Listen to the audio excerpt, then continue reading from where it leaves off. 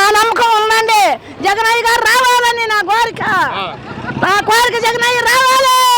ఎలాంటి మంచి జరిగింది ముసలి నాకు అన్ని మంచి జరుగుతున్నాయి మా జగనయ్య నుంచి. పెన్షన్ వస్తుందా? వస్తుంది. చెప్పు చేయబోయినాయి. మా జగనయ్య గెలుస్తాడు అంతే. ఎలాంటి మంచి జరిగింది జగన్ గారి అన్ని మంచిగానే జరిగినాయి. పథకాలన్నీ బాగున్నాయా? అయ్యా ఇటు చూడు పట్టు చెప్పు మళ్ళీ చెప్పు. ఇటు కూడా చెప్పు ఏమని చెప్పా కదండి మా జగనయ్య గారు జగన్ గారు గెలుస్తాడు. ఇద్దరు ముగ్గురు కలిసి వస్తున్నారు కదా జగన్ జగనయ్య గెలుస్తాడు అంతే మా నమ్మకం. వాళ్ళు ఇద్దరు ముగ్గురు ఉన్నారుగా. లేడు మా జగనయ్య గెలుస్తాడు. ఏంటి అంత ఇష్టం ఏంటి జగన్ గారు అంటే? అంతే మా జగనయ్య గెలుస్తాడు. జనాన్ని ప్రజల్ని ఎంత చేస్తున్నాడో తెలుసు.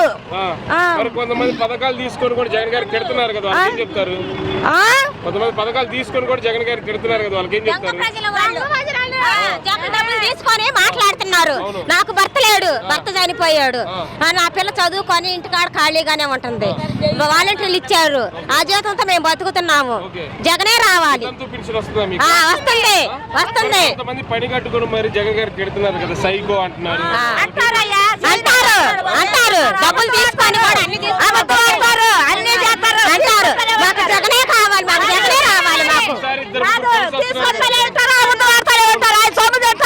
పప్పు అంటున్నారు, అన్ని తెరసలే ఉంటున్నారు.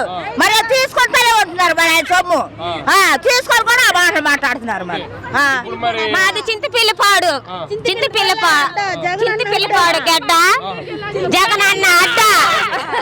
ఈసారి జగన్ గారి మీద పోటీకి ఇద్దరు ముగ్గురు కలిసి వస్తున్నారు. పవన్ కళ్యాణ్ ఎవరు వచ్చినా కూడా జగన్ గారే వస్తాడు.